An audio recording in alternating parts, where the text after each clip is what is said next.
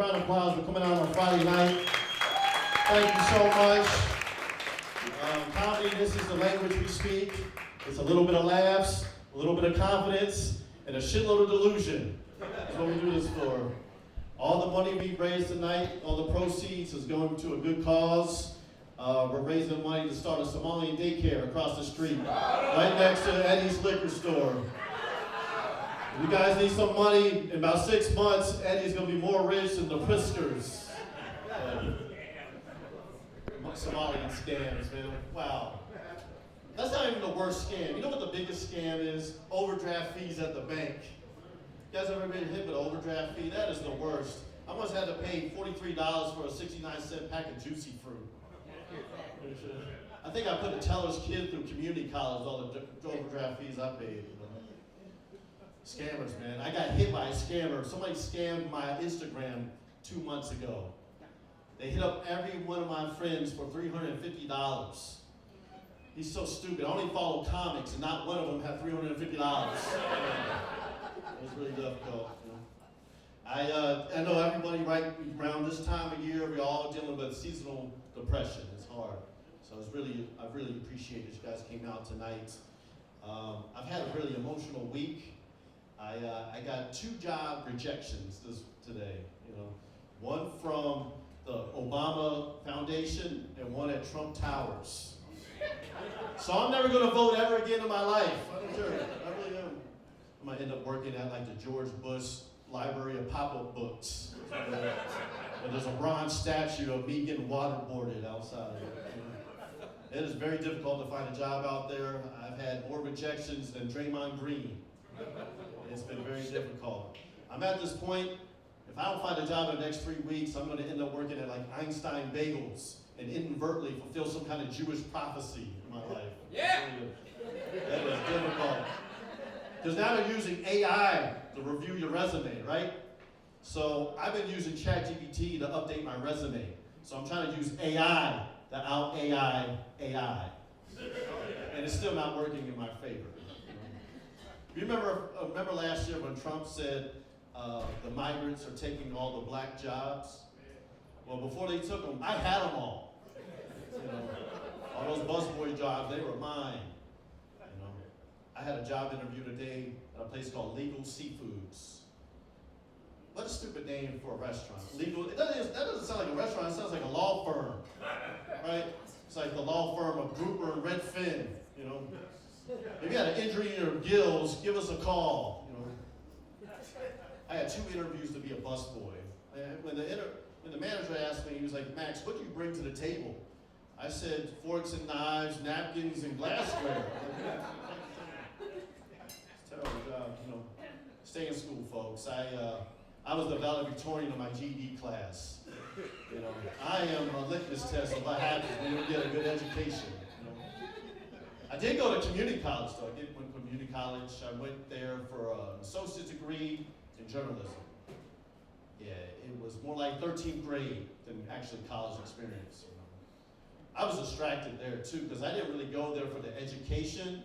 I just went there just so I could see single-parent moms breastfeed in the computer lab around 3 o'clock in the afternoon. We didn't have a spirit room. We had a lactation room. And it was right next to the cafeteria with a big sign that says, "Got milk." I was recently in New York City for a week doing some open mics and shows. And I gotta be honest, I love Chicago so much more than New York City. Every time I go to New York City, I come back with some kind of flu-like symptoms. And if you go to open mics, it is really kind of a litmus test. You know, it's really where autism and ADHD lives in its natural habitats.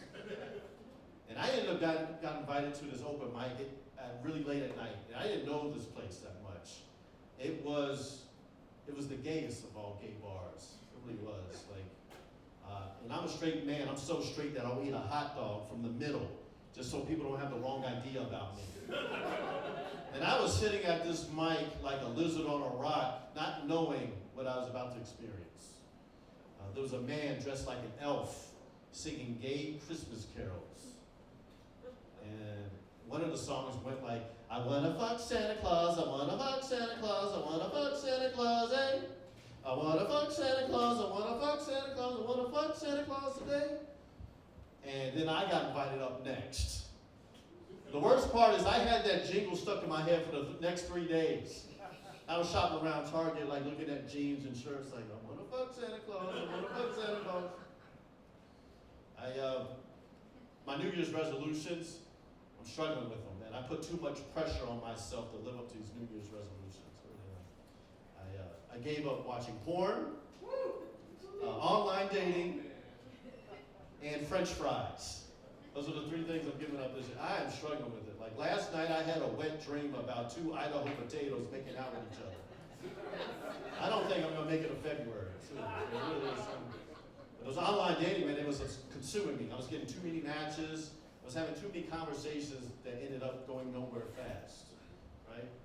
Because like online dating is kind of like the Cheesecake Factory menu. When you get too many choices, you end up getting the same thing as last time. And I kept getting the macaroni cheeseburger dates on there. They got a thing on like Bumble where it's called a travel mode, right? But you don't actually have to be traveling to use it.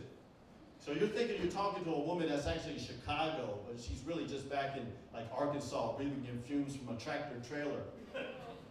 I'm like, so hold on, you're not actually in Chicago right now? She's like, well, I could be if you fly me up there.